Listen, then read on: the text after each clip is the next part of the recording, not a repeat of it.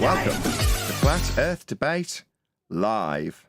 I'm your host, Nathan Oakley, and if you are new to this channel, or you've not done so already, then be sure to subscribe, hit the bell notification icon, and join button if you'd like to become a Nathan Oakley 1980 channel member and keep up to date with the Flat Earth Debate. If you would like to support the channel, there is a super chat that runs alongside each of these shows while they are live, and there's also a PayPal, Patreon, and crypto link in the info box below the video.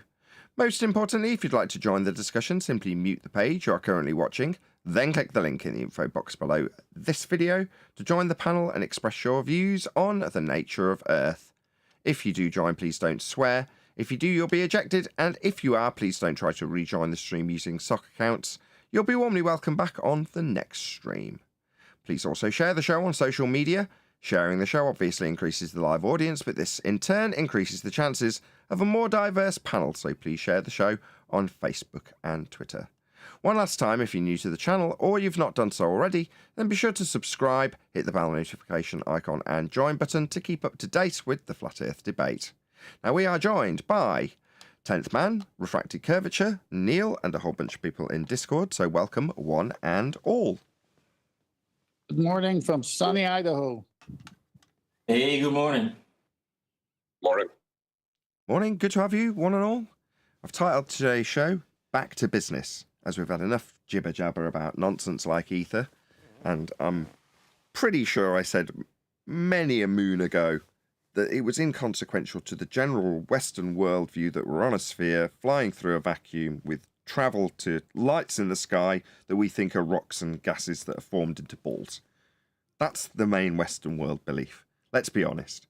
This antiquated idea of having ether isn't part of the current narrative. It's part of a subcategory in Flat Earth. It's not that important, really. So I think focusing on that, we should pay a little bit more than normal. In other words, I hope to get through all of them. Attention to the housekeeping questions. So we'll start with any evidence that you can acquire an elevation angle measurement from a curved baseline. I think John should answer this one since he was on a roll earlier.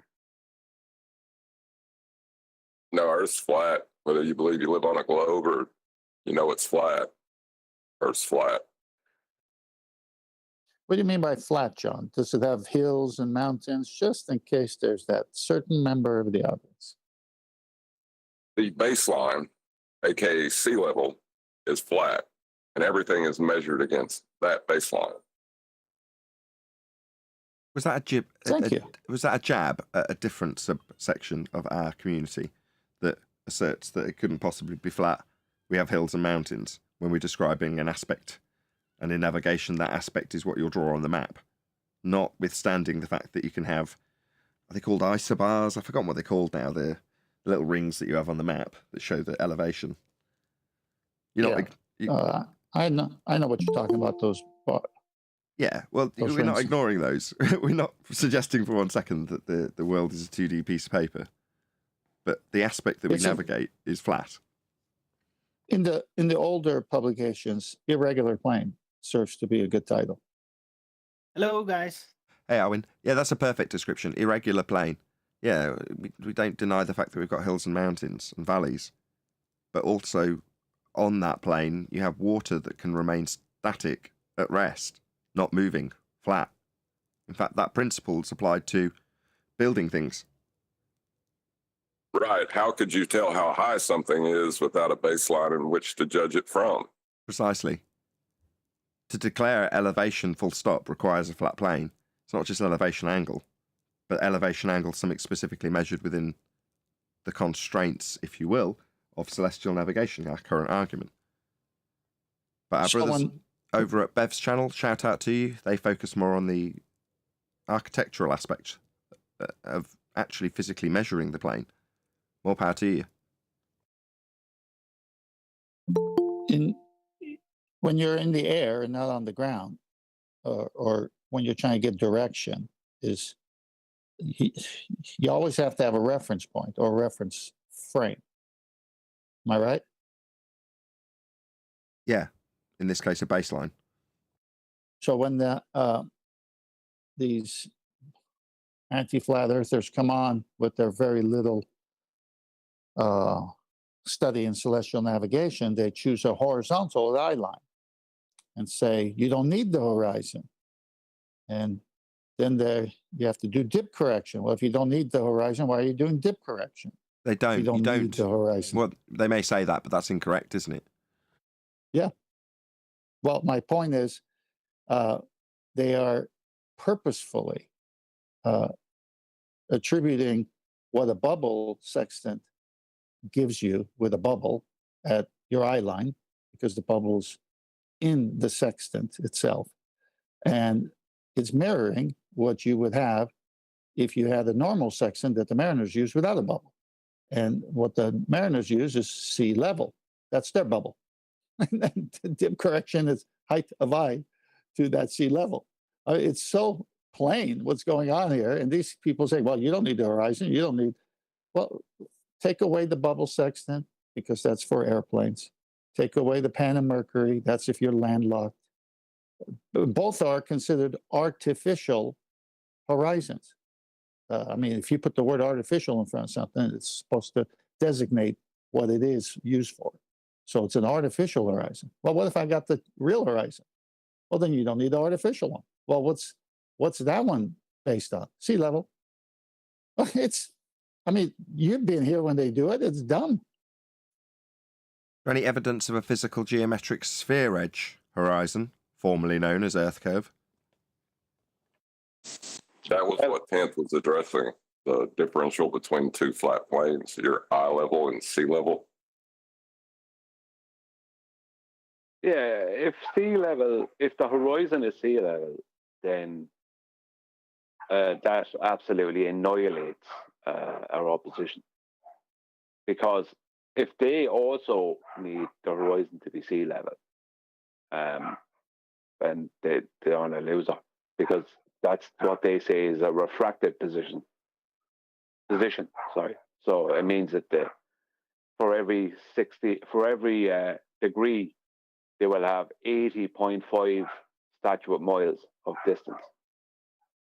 If it's a refracted globe horizon, refracted at just at the average of 7/6R.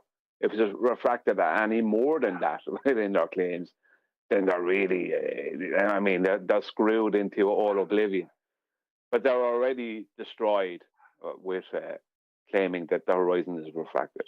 Absolutely, totally, and utterly destroyed. Well, we discussed if you're going to use...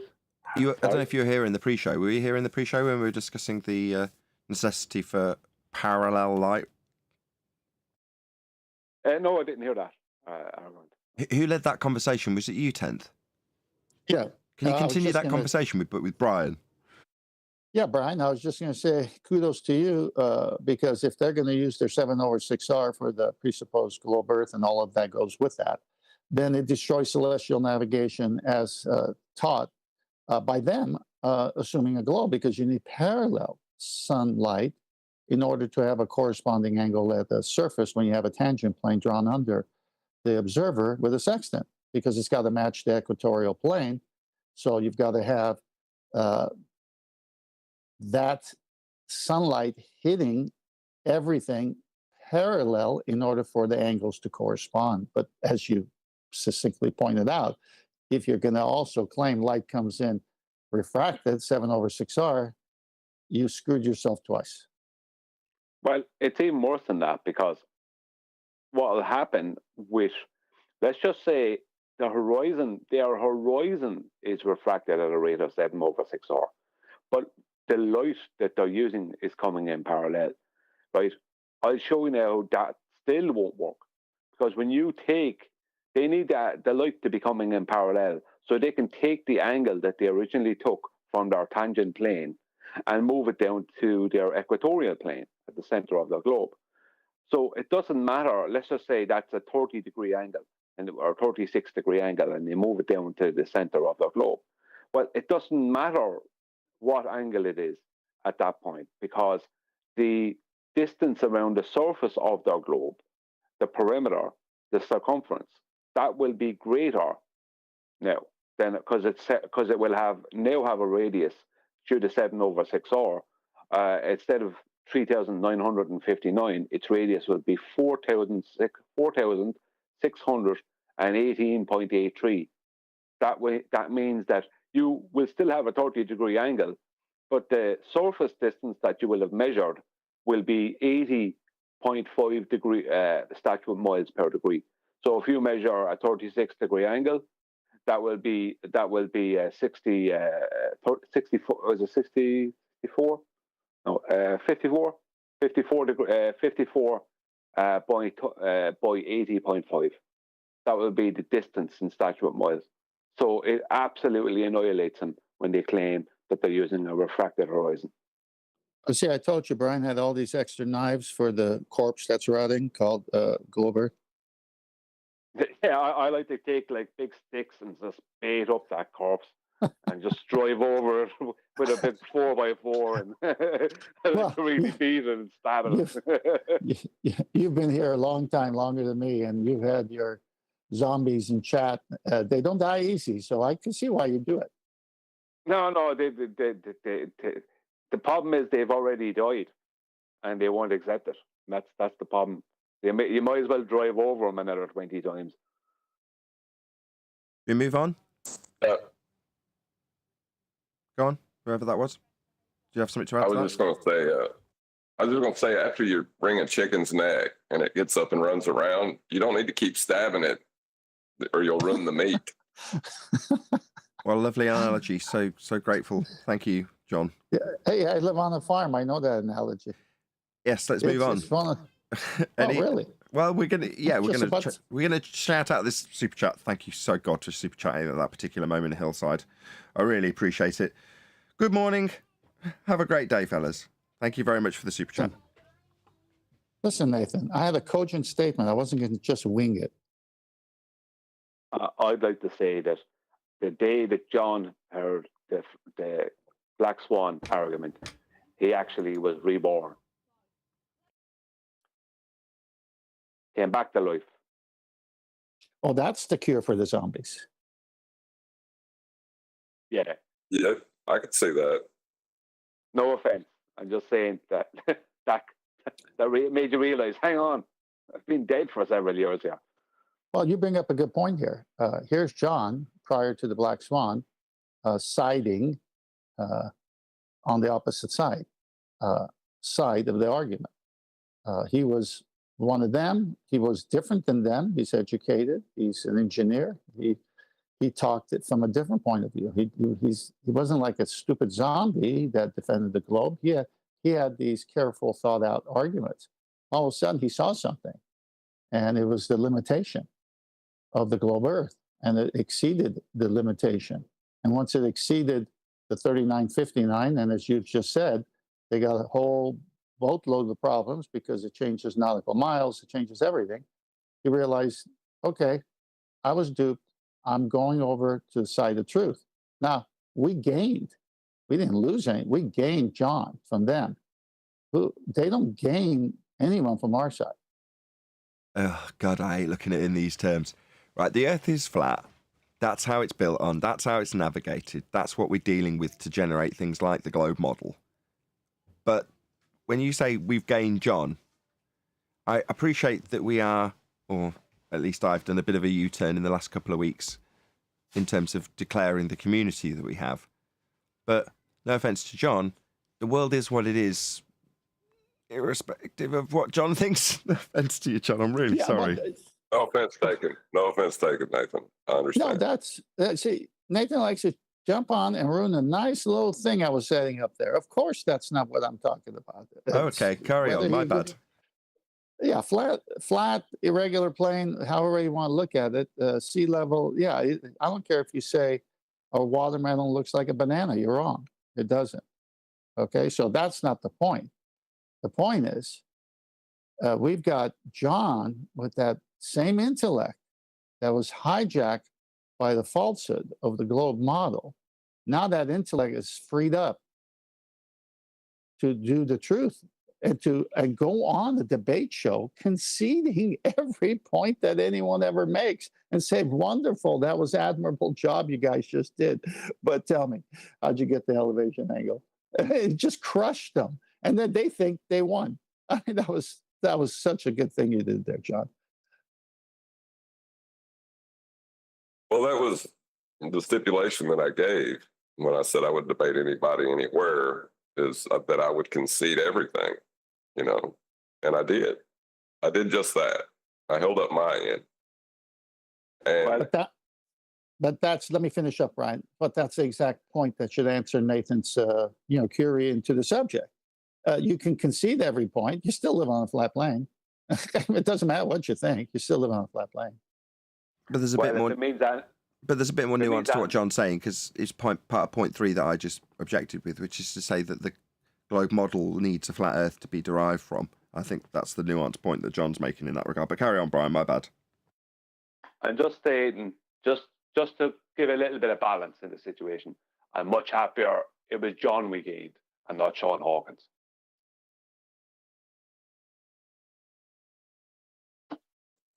did everybody just have like a collective thank God? I think so. Phew. Back of the hand across the forehead. Yeah, some people, I think, do more damage on the other side of the argument for their own side. Yeah. Well, maybe we can cover that in the next question in regards to distance to the sun. So any evidence of the distance to the sun. I'll see if there's an answer from Discord before I link it together. It's over there. I heard some squeaky Arwin voice. Go ahead. I said it's over there. Of course it is. Angles. Of course. But that's what I was going to get to. Angles. Maybe you can lead the way, Arwin. Go ahead. We could calculate it into a distance if we basically use a presupposition of what we're standing on in order to triangulate and then assume that there is a literal thing there. But yeah, to actually measure it, that's difficult. Well, this is the thing, isn't it? We were just talking about navigation, so we might as well keep along the same theme, which is to say that if you're going to be measuring an angle to something and then declaring its height, which you don't require when you're actually navigating, they, the globe believers who have ascribed distances to the celestial objects, relinquish them all upon performing navigation. Now, I don't know if we call them ball believers, but the people in the audience who might be, I always appeal to the new guy that isn't real, who's new here, right? Anyway, I'll appeal to that guy and say, well, were you under the apprehension that when they tell you that, the sun's a certain distance away, that notion's retained when you navigate the surface of the ground you stood upon? Do you believe that that's the case? Because it isn't. If you're a globe believer and you're going to do navigation, the distances to these objects are no longer the ascribed distances that you're told that they are only done with scaling values in models anyway. But my point is that suddenly you've got an infinite distance to them, because what's actually being applied, speaking back to John's point originally, is that's been developed from the celestial sphere model, not a globe. So any evidence of the distance to the sun? Well, hang on, just 1 second. I just want to say it because it's on the same line. The reason that they have to say they treat him as an infinite distance is because it's obvious that it's impossible to get anywhere near them or find out what they are, if you know what I mean. We can't get anywhere near the things.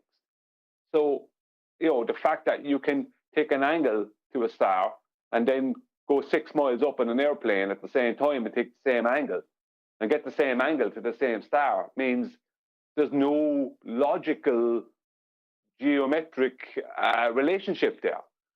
Perfect. If you know what I mean. Well, perfect segue. So we've come full circle, so to speak. If you're going to get around that as a globe believer, you're going to declare your... I can't remember who came up with this term either, but yeah, I think it was chocolate, with your entire one side of the globe being a GP, because all the lights parallel. It's like, whoa, hold on a second. So you're going to get around the fact... Super GP. Super GP. Thank you, chocolate. The Super GP problem.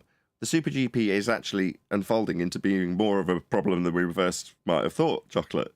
Which is to say that if you're going to declare, as a result of Brian's last statement, which is you raise in altitude and it doesn't change the angle to the star being measured. It makes a sod all difference, right? Oh, well, what's your explanation on the globe? Oh, well, there are lights all coming in parallel, right? At the infinite distances that you've now got, the lights coming in all straight, lined up.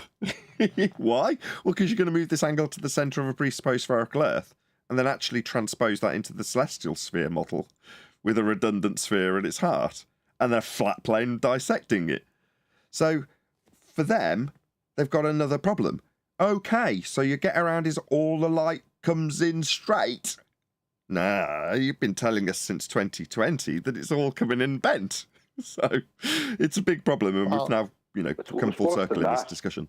Well, I was going to say, Brian, I was going to say it is much worse than that, because in the pre-show, I showed that every sunset destroys parallel light rays. Yeah, but no, it's fundamentally destructive when they use that. If they say that the reason, because they have said it to me, it's there in my comments, that the reason that the airplane at the equator sees Polaris at 0 and that the mariner in the boat at the equator sees Polaris at 0, and they're both using two different sextants, but they're both getting the exact same angle. One sextant is designed for an airplane. One sextant is designed for a ship, where you take your height of eye correction into account. So you bring the vertex down to the waterline. So the mariner is using the waterline. The pilot or navigator on the plane is using an artificial horizontal, an artificial horizon, but they're both getting 0, even though the plane is 6 miles above the mariner, right? 6 miles above the mariner. So when they state that the reason that the pilot gets a 0 at the same time as the mariner is because of parallel light rays, that's a relinquishment of Earth curve. Immediately. Correct. And shortly after I shout out this super chat, I'm hoping that we'll have an expansion on the differential between eye line and the flat plane that we dwell atop, in terms of plotting that out in a graph to derive a curve from that. So we'll go to John in a minute after I shout out Godzilla super chat. He says, "This week is brought to you by the letter R and the angle formerly known as right." Thank you very much indeed for the super chat, Godzilla37. Nathan, before you go to John, can you go to the Master D Debater channel and look at the two pictures? And Brian, you can see them, so why don't you comment on it? I'm actually not quite there, because I was scrolling up looking for a discussion that I couldn't find in one of the chats on Skype between Flatsoid and John. And I was just going to read it verbatim, but now I can't bloody find it. Anyway, let's go to this diagram. Right, it's up. All right, Brian, you want it? Hold on just one second, Neil. Yeah, I just want to see if Brian wants to take it. I don't mind, Sencha. I don't mind. Yeah. Go ahead. Yeah, so with the first diagram, where you can see the globe and there's a horizontal through the center of it, and it shows a 30-degree angle. That distance, that zenith distance, right? That zenith distance there, what they're assuming with this is that it's 60 nautical miles per degree, right? That's 69 statute miles per degree. Sorry. So it's always going to be 60 nautical miles per degree, because there's always going to be 60 minutes of a degree in a degree. So that's always going to be 60 nautical miles. But the conversion that they're assuming here is a conversion of 1.1508 from nautical to statute, right? So they have to assume that this 30 degrees which is 1,800 nautical miles, that is working out as a 1.1508 conversion rate to statute miles. But if they're using a refracted horizon, then that can't happen. But the second diagram is showing what the parallel light rays claim that I've heard.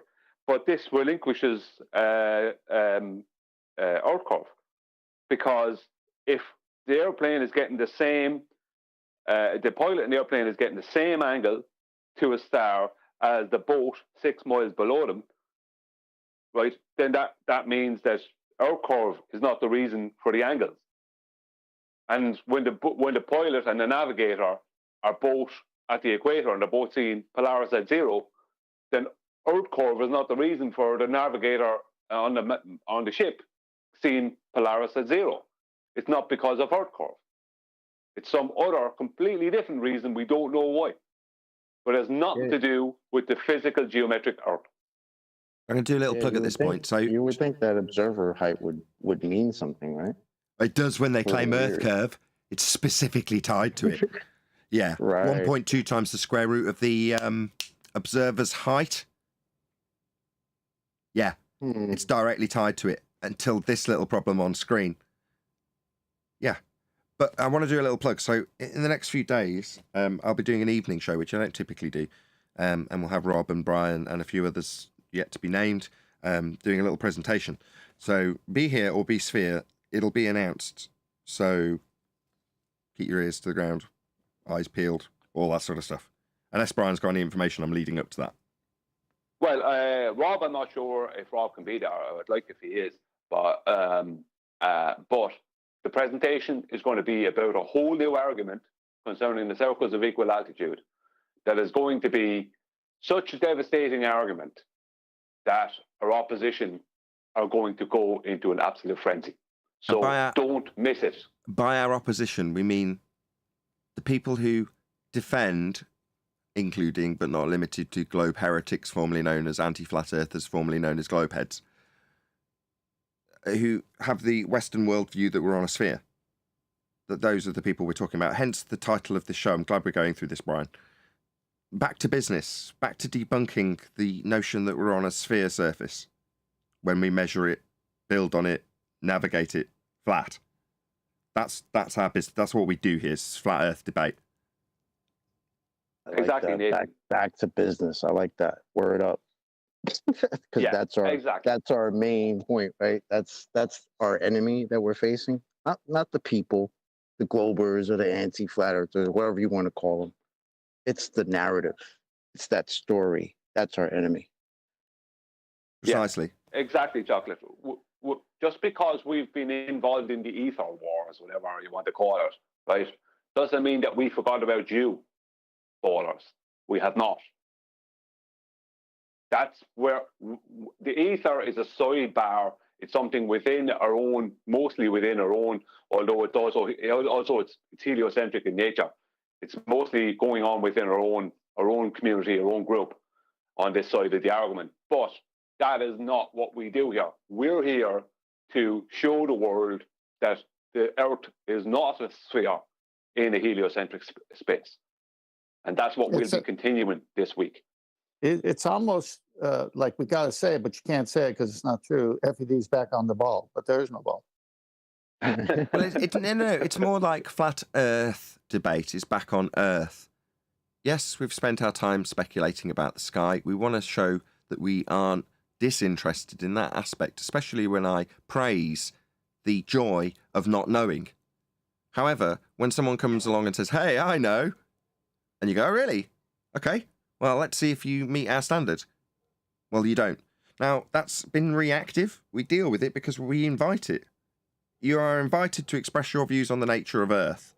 Now, some people might say, well, the sky includes that. Well, fine. It's tacit, but I'll accept it. We'll deal with it. We'll contemplate it. We'll debate it. But then we'll move on after we've crushed it. Well, Thank God for that. And you better damn well have validation if you come on Flat Earth Debate. But I'm glad we're moving on. and if there is anything that is addressed to us, and you don't want to specifically name a certain medium, you could always look at it through the lens of relativity to address it. Precisely. John, you like sticking the knife in. It's not sticking the knife in. He's saying there's a parallel that's useful for us in terms of our dissemination of the lies told to the Western world about their current religion. That would be heliocentrism. And that parallel is drawn through... Carry on, John. Getting it back on track. You're right. Well, yeah, relativity has an ethereal space-time in it. That's what it's based on, a medium of space and time. That where there's nothing, there's space-time. And I don't think a lot of flat earthers understand that when they're arguing for ether, they're holding the same position as the people that assert space-time. That's what I'm saying. I think they do know it, Nathan. Well, they may or may not, but when they hear their gurus declaring their allegiance to gravity, that should, but does not for some reason, set off alarm bells. And John's directly connecting it to the thing we do debate about here. Not the antiquated ether, but the current space-time. Now, all of these things are conceptual mediums, frameworks, philosophies that are applied, and a necessity in a globe belief. The whole distance, the whole needing a time for the light to travel, that's all heliocentric. Now, I beg your indulgence, because I'm not suggesting for 1 second that people like Bob Nodell or Witsit Gets It are in any way J. Triggs, controlled opposition. I don't believe that's the case. However, it does serve that proposed system, I will call it, benefit for us to argue about this with them, about counter space rather than space time. That benefits our globe punting overlords more than anything. That's the ideal situation, that we argue from a position that isn't a position we actually hold. That would be the reification of a philosophy, description, framework to describe impacts of light on a photographic plate. We don't.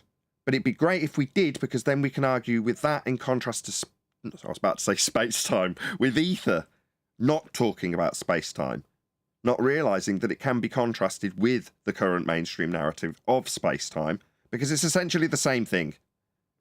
We know it, you might not as the audience know it, but from this point forth, unless somebody comes and proactively shills for space, I keep getting it mixed up, for ether, we will just focus on the mainstream narrative, which is space-time. That's the current no thing in a conceptual framework that's causing gas go down, go boom, boom. None of which is actually occurring, all of which takes place in a medium that doesn't exist. Now, I'm going to focus on the current mainstream heliocentric narrative when I pull that apart, rather than focusing on my very small in number, very tucked into a corner of the internet, flat Earth part of that parallel with space-time, known as ether. That doesn't serve me very well at all. But it does serve, as I say, our hypothetical overlords. Counter space-time. Because while we argue about it within ourselves, meanwhile, at the same time, that narrative that I mentioned before, still getting taught. People are still running around with that notion. And that's the problem. Since we're done talking about it, I put two more pics for Brian and you to go over. One is showing a right angle triangle and a true circle of equal altitude. And the other one is when they presuppose it on a sphere, which would give you a curved radius, so it doesn't work.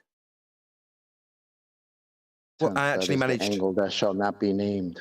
Well, I've actually, because I'm slick, got them both on screen as you were saying it. So as much as you want to hand that over to Brian, you've actually done a fairly good job just in summary. Also, shout out to the 120 people that are watching. We reached 100 after only 20 minutes, or less than 20 minutes. So you've got good numbers watching, which I'm really grateful for. Most of the time, that is purely down to the people who are regulars sharing the show on their Facebook feeds and Twitter feeds and so on. So if you have got Bebo, please smash the show onto Bebo. Or what's the other one that's dying and nearly disappeared? Tumblr. Smash it on Tumblr. Get the SJWs involved. Come on. But yeah, in all seriousness, please share the show. And a massive thank you to all of you who do share the show, because that's the reason we've got 120 people watching. And I'm very grateful to all of you just in the audience, because you've clicked on one of those links that's been shared with you, no doubt. So thank you very much to all of you shared. Please share the show if you've not done so already. Smash the super chat to support this channel. Let's move on. I did want to get through housekeeping, and time is ticking by. Didn't you ask John to elaborate? I did. We got sidetracked by you, and now we got these slides and... By me? It was ether. Okay, right. We've got a parallel plane with our eye line. And when you take the maths and back away... I'm doing it for you. John, can you explain how you derive a curve from two parallel planes, please? Well, as you increase the differential, you rise up from the plane that's at your feet and your eye line, the plane, the two different planes, and you measure the angle differential between the two, when you graph it, it'll show a curve, and that's the curve of your vision. But that's why they added in at the bottom of the plane in their depictions, because they think that's Earth curve. Perfect. Very concise. Can we rattle our way through a few more housekeeping questions, or will we be stuck here in celestial navigation land for the rest of it? We'll see. We're only halfway through the show in something that should normally take 10 minutes, but we'll see how we get on. Any evidence of axial rotation of the Earth-based variety?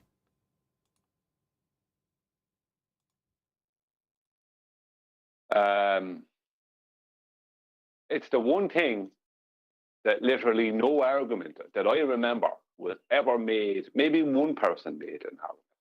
In all the years that I've been listening to flat Earth debates, that's the one thing that we have never got anyone come in to argue for.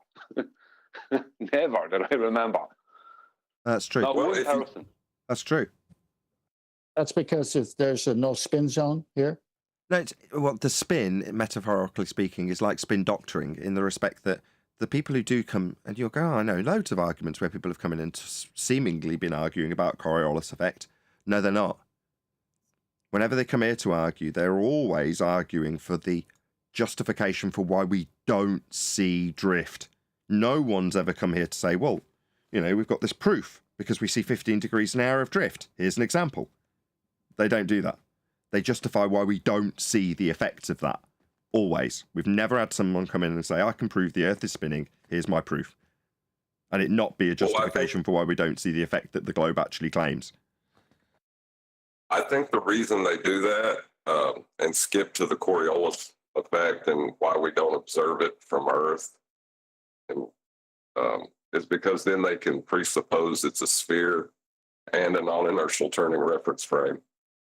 Right. And nobody's none the wiser.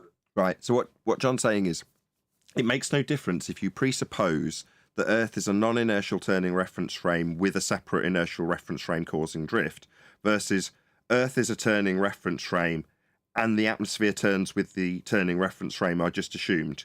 Both have a turning reference frame assumed. So it makes no odds which side of the argument they pick to argue from. Both beg the question.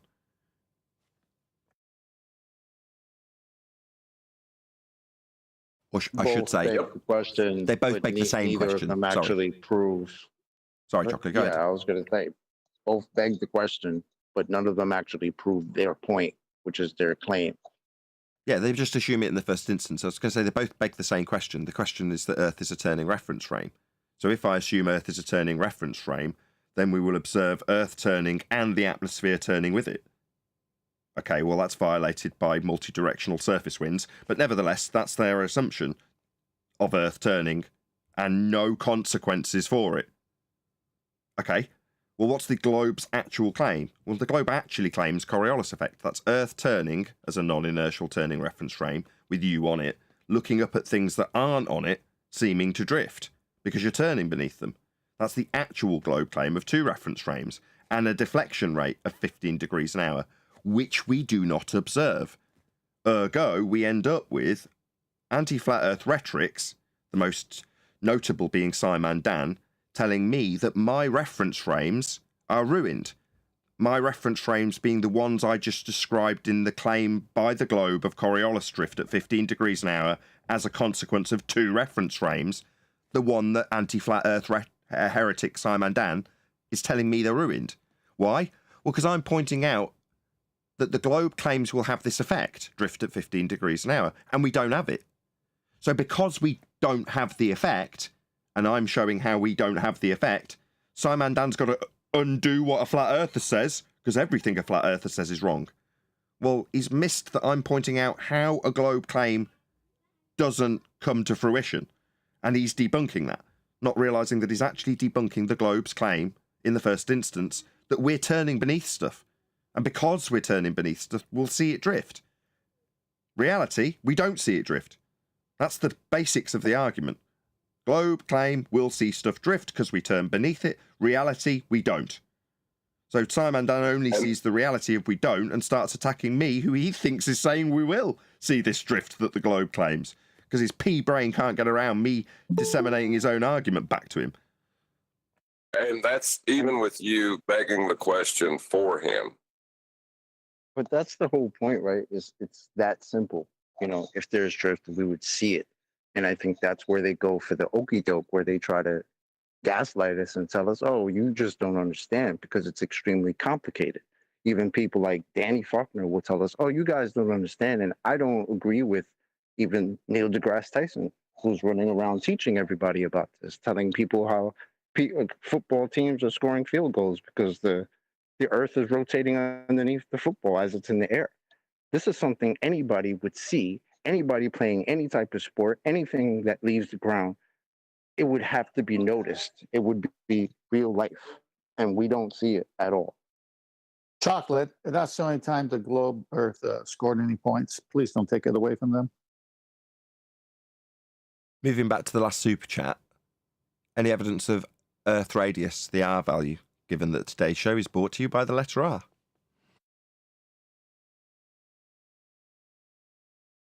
Well, that's the kicker. You can't beg the question of Coriolis without it. So you would need that first, or that would need to be measurable. You can't have axial rotation without an R value.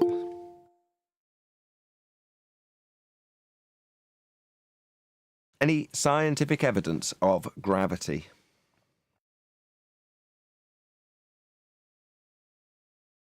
And if you were going to discuss a conceptual medium, this would be the time to do it, wouldn't it? Yeah, in the current rhetoric, the conceptual medium of space-time, a fourth dimension that is only described, not experienced, in mathematics, would be a conceptual medium. I mean, that's the current rhetoric of gravity and conceptual mediums bending as a result of the uneven distribution of the calculated mass in those mathematics that aren't our reality. And the fourth dimension, again, not in our reality, that bends as a consequence. And that bending of that space-time that doesn't exist, that fourth dimension bending, is called gravity. Right, but the reason that there is the conceptual medium is that they have light as a wave within those mechanics, right? Yes, that's correct. Well, why would that be? Well, it's got a distance, it's got a time, it's got a travel, it's like a car. So, you know, in terms of the description of the sun, they claim that if the sun was to disappear now, we would still look up in the sky and see it in a heliocentric worldview based on a framework of a conceptual medium for 7 minutes. And then it would disappear. But it's actually disappeared 7. So it's got a journey.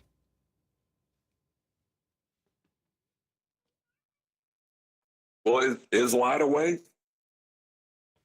No. The way you describe light as a wave is a derivation of what light has done and what you see after it's done it. So if light diffracts, then it creates what's known as an interference pattern, a diffraction pattern. And that diffraction pattern can be mathematically described as a probability distribution, otherwise known as a wave function. And if you take a particular monochromatic light and look at that pattern, you can derive its wavelength by that method. But the wavelength is a description of the probability distribution that is the diffraction pattern that you can observe from a given type of light. So if you just take infrared light, make it diffract, look at the pattern, and describe that pattern mathematically as a probability distribution, to go on to describe it in its wavelength mathematically, that misconception of the mathematical description of wavelength can be utilized by heliocentrics and those who will no longer be named because it's not that relevant as a wave. It isn't. That's the mathematical description of the light after it's been observed to have diffracted. So if you turn on an argon pump laser and set it to its lowest energy potential and fire it at the double slit or through the double slit at the photographic plate, what will you see? I'm going to now confess my ignorance because I was caught out twice by Paul. He's the guy who very generously has ordered me a new computer, right? So when you say turned it down to its minimum, and I'm not embarrassed to say I'm not an argon pump laser expert, right? So if I've got some of these things wrong, I'm not embarrassed at all. I don't care. But I will admit that I don't know enough about it to say, when you say turned it down to its minimum, is that because it can fire entangled quantized chunks so that they can be separated? Is it so that they're only firing one quote-unquote particle? The description in a framework after we look at the chunk on the plate and go, that's called in mathematics a photon, right? Okay, let's just get all that shite out of the way. Have you lost track of my question? I bet you have. Well, the lowest registrable level would be what we call a photon, right? Single quantized chunk. Correct. Okay, fine. Yes, then yes. Can a wave be a single quantized chunk? No. So in the same way, if you look at a pattern, a diffraction pattern of what did I use last time? Did I say ultraviolet? If you look at a diffraction pattern of ultraviolet light, well, that diffraction pattern will have various different points, like little dots lined up in a pattern. Well, that pattern is comprised of lots and lots of light hitting it. So you've got a stream of light going through a slit to make it diffract, or cause interference, let's use layman's terms. So you've got an interference of the light. It's not just streaming through the slit and hitting behind it, because that would just give you one dot of light. Instead, you've got this whole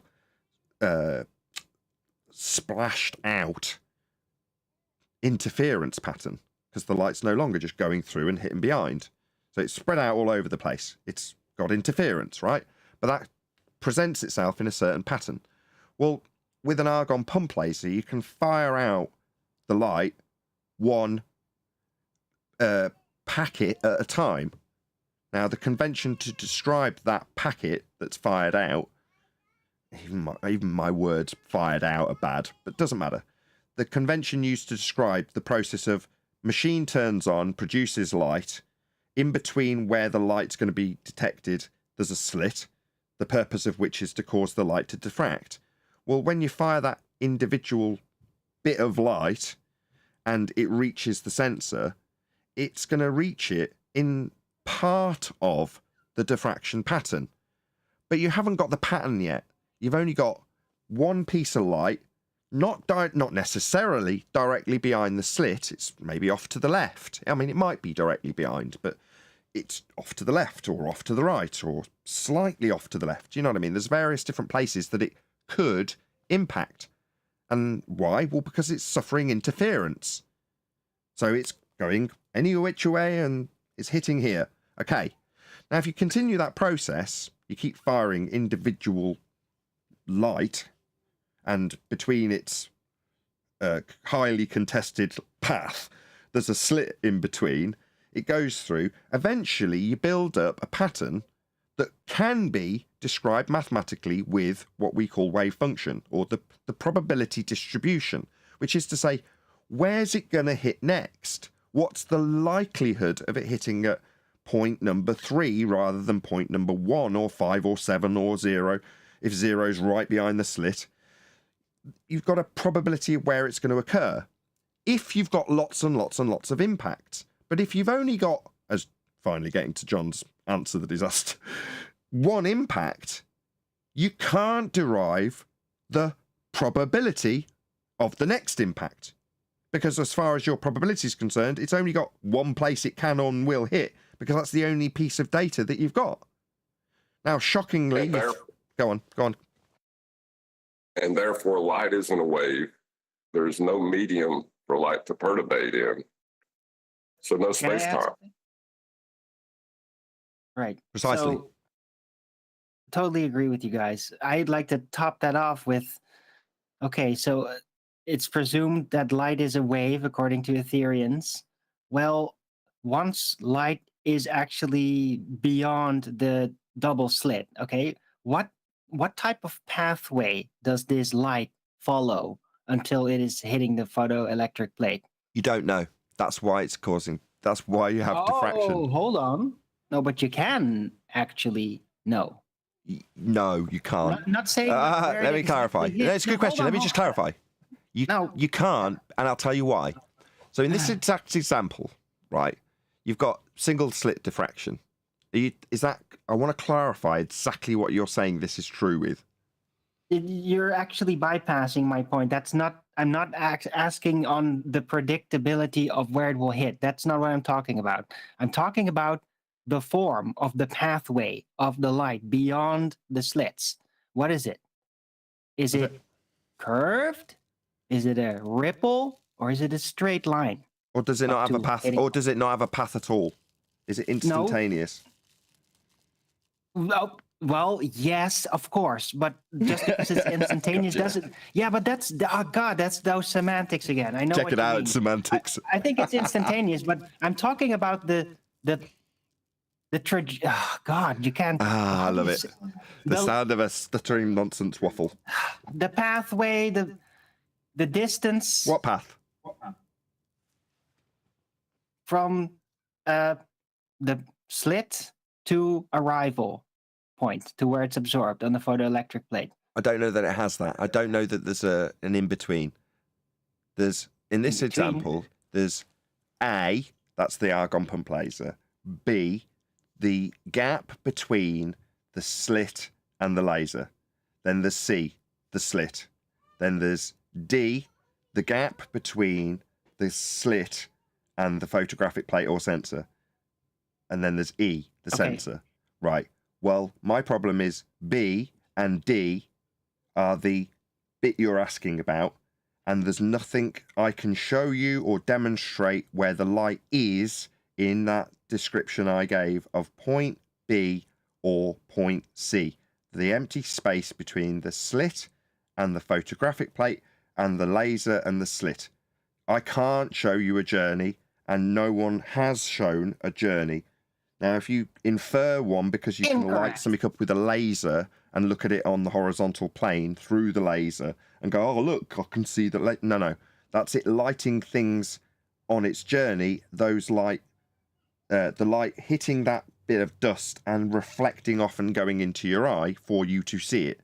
And that as a stream will look like a laser. That doesn't mean you're showing the path of the laser.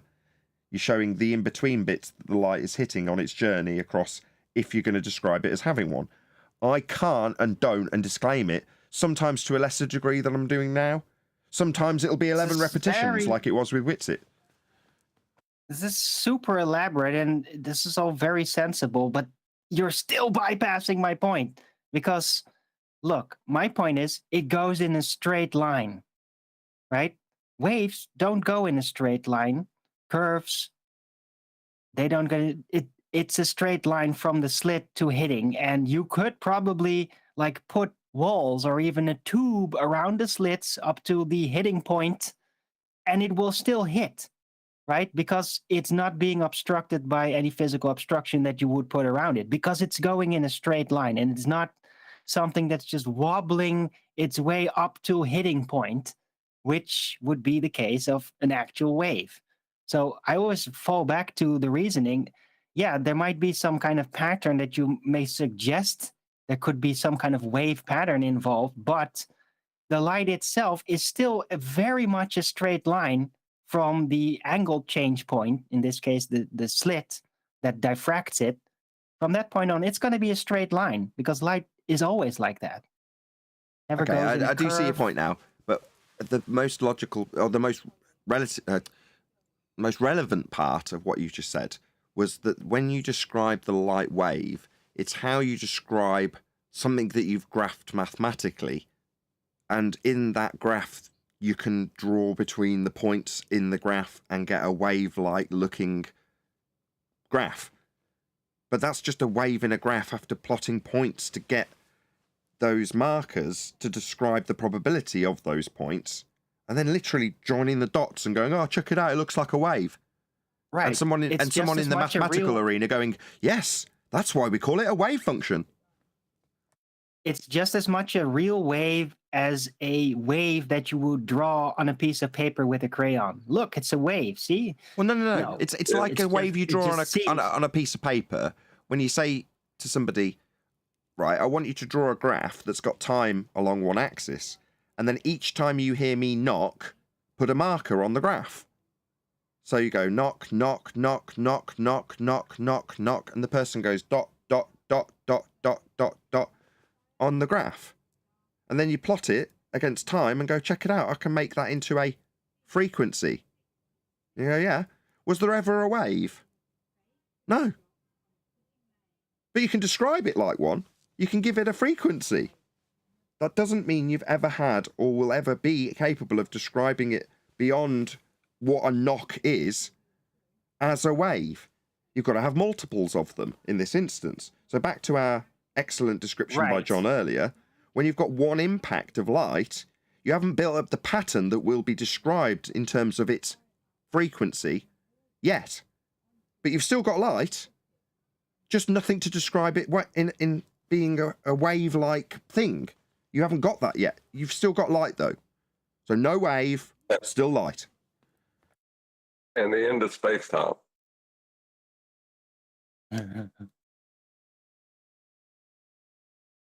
We did actually preface this with any scientific evidence of gravity, but any single viable hypothesis from any of the fields of astronomy, cosmology, or astrophysics?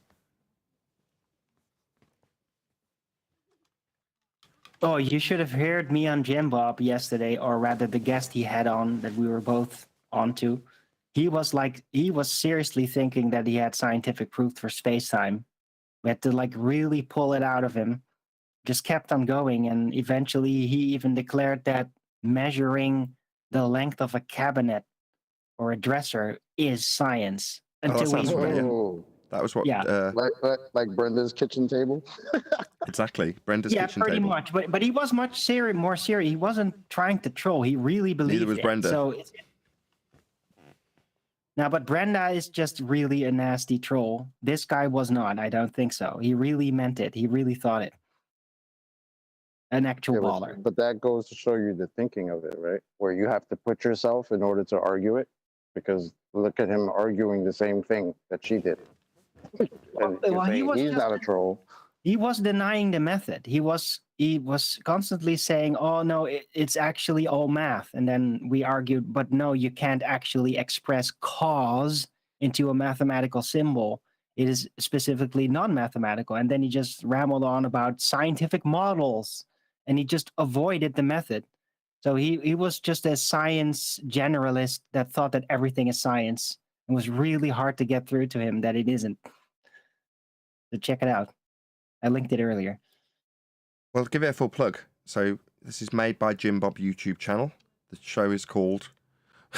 do a proper job plugging someone else's channel. I'm sorry, made by Jim Bob, if you're watching this. I'd have done a much better job. That's your cue, Armin. Yeah. No, made by Jim Bob. I just posted the link again. With timestamp when I came in. You might want to watch the earlier part too. Bendy Space-Time and Science Debate is what it's called. Also has a hilarious music video about Sean Hawkins. Perfect. With that, I'm going to say if you are watching this on either Nathan Oakley 1980 or Nathan Oakley premiering streams, then stay tuned as there will be an after show to follow.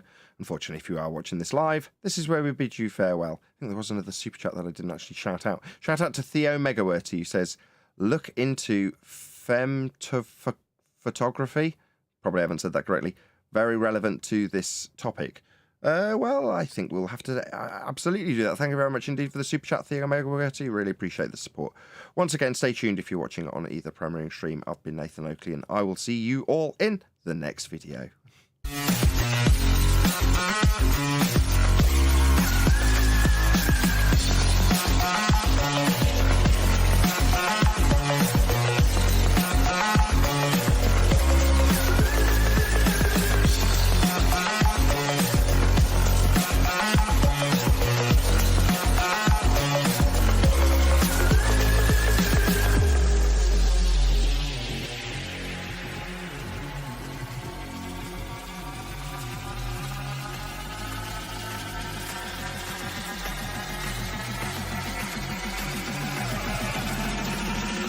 Oh, what a bang. What a lovely day!